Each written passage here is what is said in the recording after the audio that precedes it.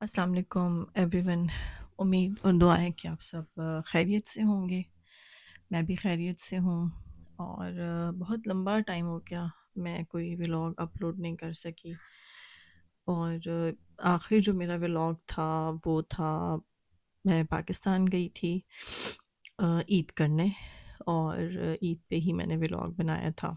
मैंने एक surprise vlog बनाया था कि मैं ईद पे पाकिस्तान थी, और वहाँ पे मैं जो अपने ससुर थे उनकी ज़मीनों पे थी। और उस वक्त मैं कितनी खुश थी और मेरे क्या हालात थे। अ, मैं एक नई दुनिया में थी, क्योंकि हम सब जो प्रदेश में रहने वाले हैं वो बहुत अच्छी तरह से ये जानते हैं कि जब हम यूके से, अमेरिका से, कनाडा से बाहर, बस परदेश लफ्ज़ होना चाहिए, वहाँ से हम अपनी छुट्टियाँ गुजारने के लिए चंद लम्हे सुकून, टेंशन फ्री माहौल में गुजारने के लिए जाते हैं, तो हमारी क्या कैफियत होती है ये हम परदेसी ही बेहतर जानते हैं। मैं पाकिस्तान गई थी बेसिकली, पहले एक शादी डिसाइडेड थी जो कि मेरी नन की शादी थी।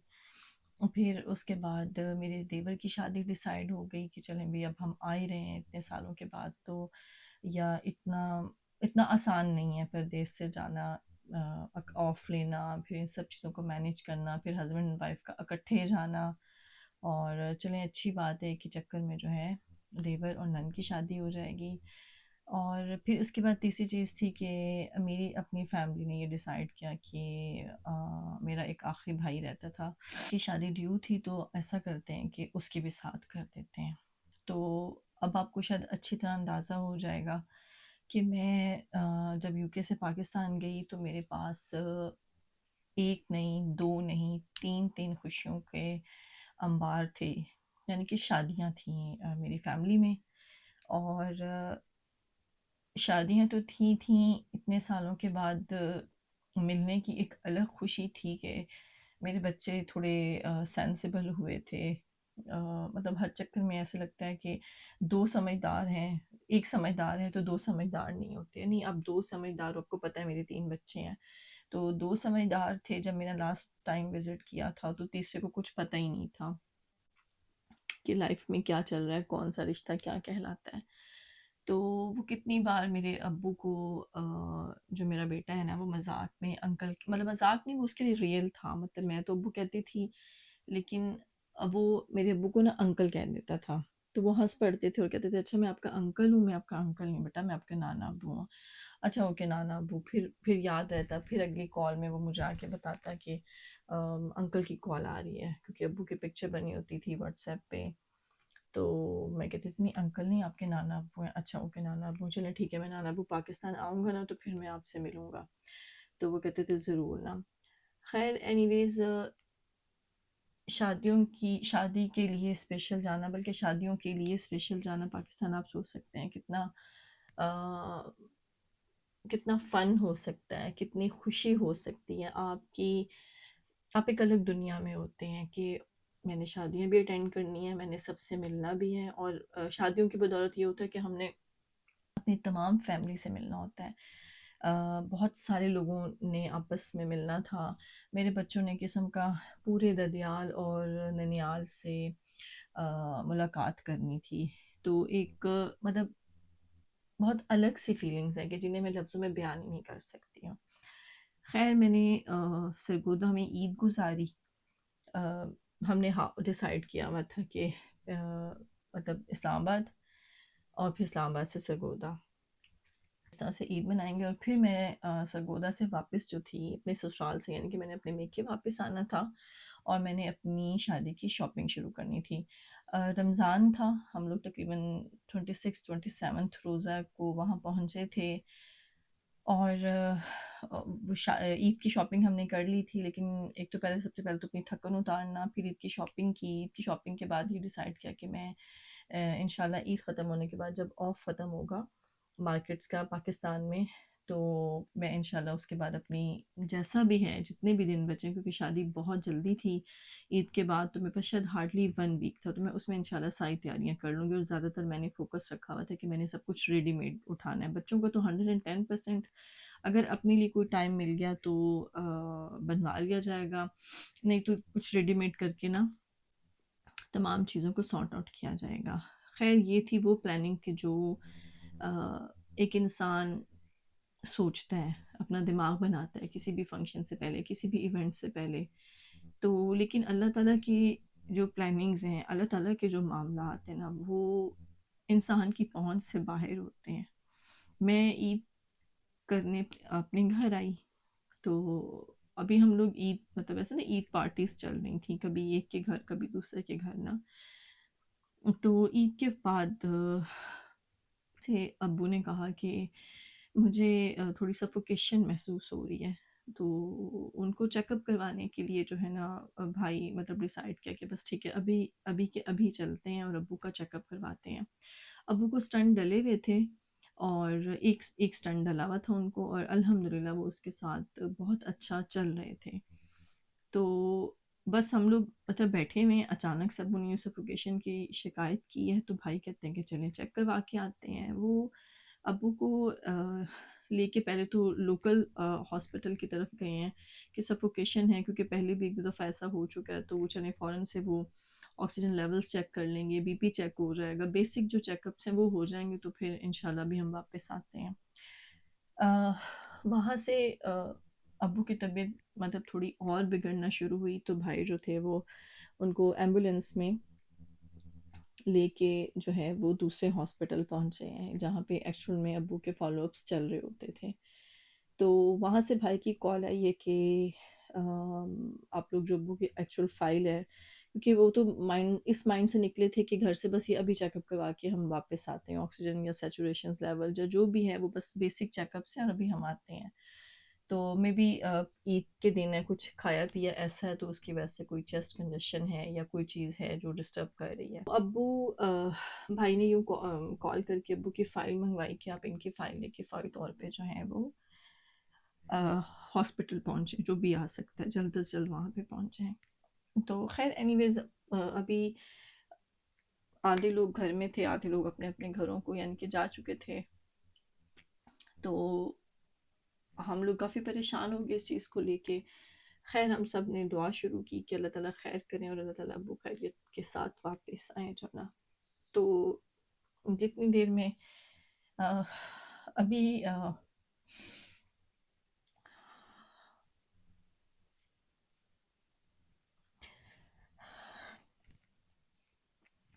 گھر والے جو ہیں وہ فائل لے کے ابھی پہنچے ہی تھے یا شاید گیٹ پہ تھے، تو ہمیں کال آ گئی کہ ابو اب نہیں رہے.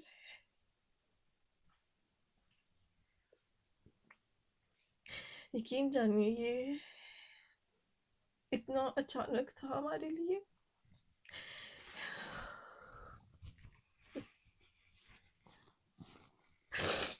اس کال کو سننا، اس کو محسوس کرنا اور اس کو سمجھنا کہ یہ کال سچی ہے یا کال جھوٹی ہے یا ہمیں سننے میں کوئی مغالطہ ہوا ہے. بار بار سب کو کالز کی جا رہی تھی، کیونکہ 3-4 لوگ اب ہاسپٹل جا چکے تھے اور یہ کنفرم کر رہے تھے کہ یہ سچ ہے یا غلط ہے. ابھی عید کو ہارڈلی 4-5 دن گزرے تھے، تو ہر کوئی ہمیں جواب صحیح طرح دے نہیں پا رہا تھا، کہ ہر کوئی کہتا کہ بس اب دعا کریں اور صبر کریں، دعا کریں اور صبر کریں. خیر اینی ویز فائنل پتہ لگا کہ ابو اب نہیں رہے.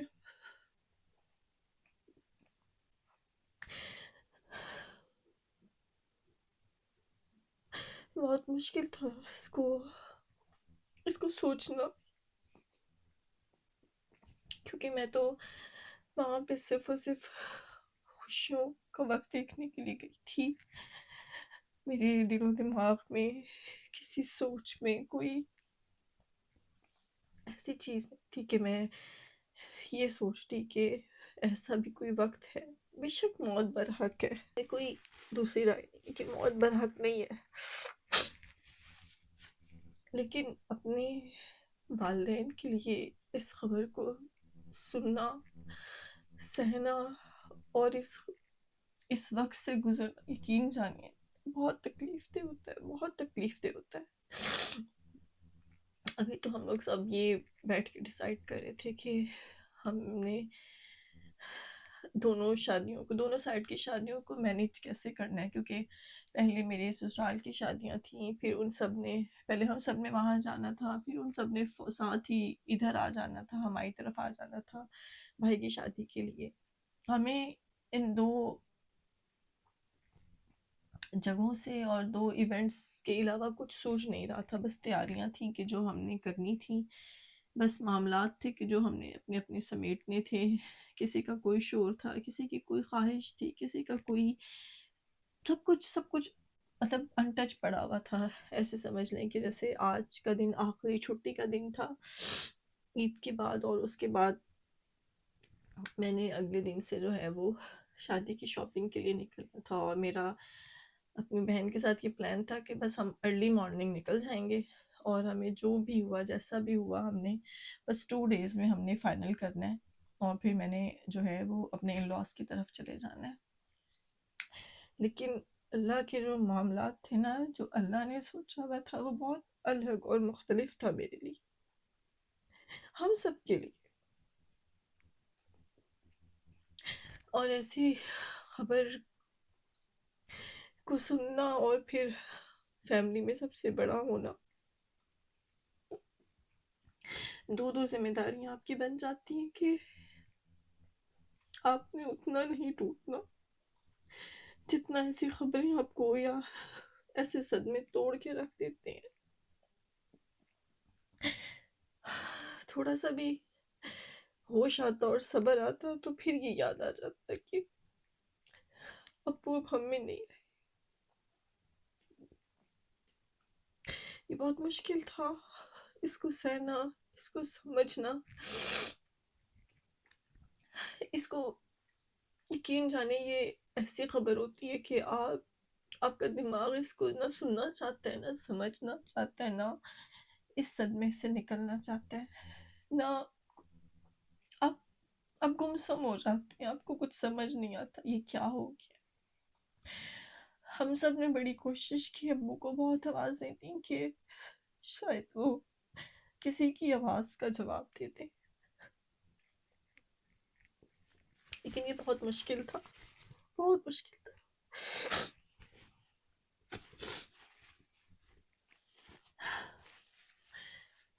خیر اینی ویز، میں زندگی شاید کسی کے لیے رکتی نہیں ہے، جانے والے چلے جاتے ہیں اور پیچھے رہ جانے والے کوشش کرتے ہیں کہ گرتے ہیں اور پھر اٹھتے ہیں، گرتے ہیں اور پھر اٹھتے ہیں. روز بس ایسے ہی ہوتا تھا کہ ابو کی وہ جگہ جہاں ابو بیٹھے ہوتے تھے وہ بہت تکلیف دے رہی ہوتی تھی کہ وہ خالی ہو گئی ہے. کوئی کہیں سے نانا ابو کی آواز ہوتی تھی تو کہیں سے دادا ابو سے کوئی کام ہوتا تھا، تو اب وہ ہستی نہیں رہی، وہ باپ نہیں رہا، وہ جا چکا ہے. اور میرے آن کی ان تھوڑے سے دنوں میں اپنے نانا ابو کے ساتھ بڑی اچھی فرینڈشپ ہو گئی، کیونکہ ہر مسئلہ اور ہر چیز کا حل جو تھا وہ اس نے جا کے اپنے نانا ابو سے حل کروانا ہوتا تھا. تو میرے بیٹے کی بس ایک ہی خواہش تھی بڑی معصوم سی کہ دعا مانگنے سے، آپ کہتی ہیں ماما کہ دنیا کی ہر چیز مل جاتی ہے، دعا مانگو، تو کیا ایسا نہیں ہو سکتا کہ ہم دعا مانگیں اور نانا ابو واپس آ جائیں، کسی بھی طرح تھوڑے سے دنوں کے لیے آ جائیں. میں تو ہم اتنی دور سے آئے ہیں اور چند دن کے لیے وہ ہمارے ساتھ اور رہ لیتے، پھر بے شک ان کو اللہ تعالیٰ لے لیتے. ابھی تو میں نے ان کے ساتھ بہت تھوڑے سے دن گزارے تھے، اور وہ ابھی تو میری ان سے تھوڑی سی فرینڈشپ ہوئی تھی، تو اور پھر وہ چلے گئے. وہ ہر ایک رشتے کے پاس جا جا کے صرف یہ ریکویسٹ کرتا تھا کہ آپ لوگ دعا کریں کہ شاید نانا ابو اٹھ جائیں، نانا ابو بس اور تھوڑے سے دن رہ لیں اور ہمارا ایک بہت اچھا سا وقت گزر جائے۔ ابھی تو نانا ابو نے شادی پہ بھی جانا تھا، ابھی تو نانا ابو نے ماموں کی شادی بھی کرنی تھی، لیکن یہ ممکن نہیں ہو سکا وہاں پہ۔ بس اسی صدمے اور تکلیف کو لے کے میں پاکستان سے واپس آ گئی، میں کسی بھی شادی میں نہیں جا سکی۔ یہ آسان ہی نہیں تھا اس چیز کو وہاں پہ بیٹھے رہنا اور سہنا اور سوچنا۔ میرے ان لاس کا بہت شکریہ کہ انہوں نے میری اس تکلیف کو سمجھا اور مجھے میرے گھر میں رہنے دیا۔ اور بھائی کے لیے، بھائی کی چونکہ نکاح ہم کر چکے تھے تو بھائی کی بس سادگی سے ہم نے رخصتی کی، کیونکہ امی کے پاس اب کوئی نہیں تھا، تو بھائی کی بھی سادگی سے ہم نے رخصتی کی، بھابھی لے آئے اور بس اس طرح سے زندگی چلنے لگ گئی۔ بہت قیمتی ہوتا ہے باپ اولاد کے سر پہ۔ یہ کچھ رشتے آپ کو دور ہو جانے کے بعد آپ کو سمجھ آتے ہیں، کچھ چیزیں آپ کو بہت وقت لگا کے سمجھ آتی ہے۔ آپ سب سے دعا ہے کہ آپ میرے ابو کے لیے دعائیں مغفرت کریں اور ہمارے صبر کے لیے دعا کریں۔ میں واپس آ تو گئی ہوں، پر آتے ہی بس یہاں آ کے جو ہے وہ زندگی ویسی ہو جاتی ہے، بہت مصروف زندگی ہے یہاں کی، کیونکہ بچوں کے معاملات ہیں، اپنی زندگی ہے، میری جاب ہے، ہر چیز ساتھ ساتھ ہے، اور وہ مجھے ہی دیکھنی ہے، مطلب مجھے ہی سنبھالنی ہے، مجھے میرے ہسبینڈ نے میرا بڑا ساتھ دیا اس میرے مشکل وقت میں، انہوں نے مجھے بہت سنبھالا۔ یہ کوئی چھوٹی چیز نہیں تھی، یہ شاید ہم سب کی خود خوش قسمتی تھی، میں کہتی ہوں کہ میرے اور میرے ہسبینڈ کی، کہ ہم لوگ اس موقع پہ اللہ تعالیٰ کی طرف سے، ہمارے لیے تو یہ اللہ کا دیا ہوا ایک تحفہ ہے، صرف یہ سوچ کے صبر آ جاتا ہے کہ اللہ تعالیٰ نے ہمیں ایک تحفہ دیا تھا اس فارم میں کہ ہم اکٹھے پاکستان میں موجود تھے، میرے بچوں نے سب سے ملاقات کر لی، نانا ابو کے ساتھ تھوڑا سا وقت گزار لیا، ادروائز پتہ نہیں کیا ہوتا۔ میں آپ کو بتا نہیں سکتی ہوں کہ یہ سوچ بس یہاں پہ ختم ہو جاتی تھی کہ میں تو باہر رہتی ہوں، اور باہر رہنے والوں کا سب سے بڑا دکھ یہی بن جاتا ہے کہ وہ کبھی بھی اپنے پیاروں کے مرنے پہ پہنچ نہیں پاتے ہیں، اور یہ سوچتے سوچتے اتنے سال گزر گئے تھے، اور میں خود کے لیے دعا کرتی تھی کہ اللہ تعالیٰ مجھے نہیں معلوم میں یہ خبر کیسے سنوں گی، اس کے بعد زندگی کیسی ہوگی، لیکن میں اپنے اللہ تعالیٰ کی بہت شکر گزار ہوں کہ اس نے مجھے موقع دیا کہ میں اپنے ابو سے ملی، ان کے ساتھ وقت گزارا، چند باتیں کی، میرے بچے مل لیے ہوش میں۔ صدمہ ہم سب کے لیے بہت بڑا ہے، لیکن چلے اللہ تعالیٰ نے جتنا بھی کرم کیا، اللہ تعالیٰ کا بہت احسان ہے، بہت شکر گزار ہیں ہم سب اپنے اللہ تعالیٰ کی کہ وہ جس حال میں رکھے وہ بہترین ہوتا ہے۔ اس ابو کو دفنا کے وہاں چھوڑ کے میں یہاں آ چکی ہوں، کبھی کبھی ایک دم سے سانس بند ہونے لگتا ہے، اور یہ یاد آتا ہے کہ اب کال نہیں آئے گی، اب ابو حال نہیں پوچھیں گے، اب ابو فکر مند نہیں ہوں گے۔ میں سفر میں آنا ہوتا تھا یا میں نے جانا ہوتا تھا تو ابو کی 10 دفعہ کال آتی تھی، کہاں پہنچے ہو، کتنا رہ گیا ہے، بچے ٹھیک ہیں، یہ تمام چیزیں جو ہیں یہ سب چل رہی ہوتی تھی۔ لیکن بس جب یہ سب ہو چکا تو پھر اس دفعہ کسی نے کال نہیں کی، اس دفعہ کسی نے پوچھا نہیں کال کر کے۔ بہت مشکل تھا، بہت تکلیف دہ تھا اس تمام معاملات کو سہنا، ان میں سے گزرنا۔ میں ذرا سا پریشان ہوتی ہوں، میں ذرا سا رونے بیٹھتی ہوں، میرے بچے بہت اپسیٹ ہو رہے ہیں، آپ کیوں اکیلی بیٹھی ہوئی ہیں یا کیوں ایسے بات کر رہی ہیں، میں انہیں بتا نہیں سکتی لفظوں میں کہ دل کو کیا محسوس ہوتا ہے، ایسے لگتا ہے سب کچھ ویران ہو چکا ہے، ایسے لگتا ہے کہ شاید ابو کی قبر کے اندر میں اپنی روح بھی چھوڑ آئی ہوں، بہت ادھورا ہے سب کچھ، ہے سارا کچھ الحمدللہ۔ میرے ہسبینڈ بہت سپورٹیو ہیں، خیال رکھتے ہیں، بار بار پوچھتے ہیں، ذرا سا بھی اداس ہوں تو وہ خود پریشان ہو جاتے ہیں، لیکن اس چیز کو شاید وقت لگے گا، اور شاید پتہ نہیں کبھی بھی یہ خالی پن بھر نہیں پائے گا۔ میرے میں اتنی ہمت نہیں تھی کہ میں کوئی لاگ اپلوڈ کرتی، آپ لوگوں سے بات کرتی، تو بس ساری ہمت جمع کرنے میں تھوڑا وقت لگ رہا تھا۔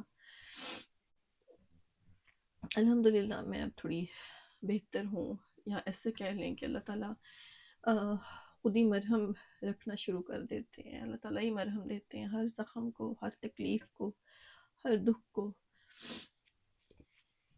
میں انشاءاللہ کوشش کروں گی ریگولر نہیں تو کم از کم ویکلی کچھ بھی کرنے کا، کیونکہ آتے ہی میری جاب شروع ہو گئی اور میں کافی مصروف ہو گئی، تو بالکل ایک نئی روٹین تھی میرے لیے۔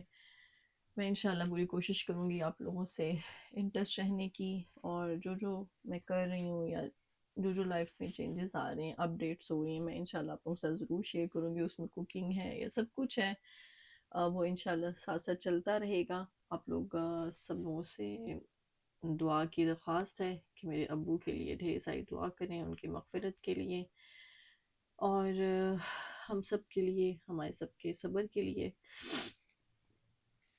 چلیں، بہت شکریہ۔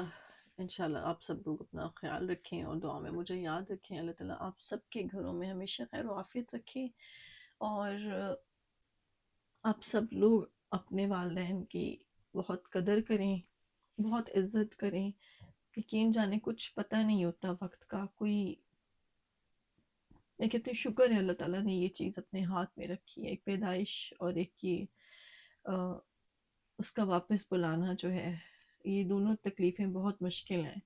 تو آپ سب لوگ اپنے والدین کا خیال رکھیں، ان کی عزت کریں، ان کی قدر کریں، پیار کریں، اور اللہ تعالیٰ آپ سب کو بہت جزا دے۔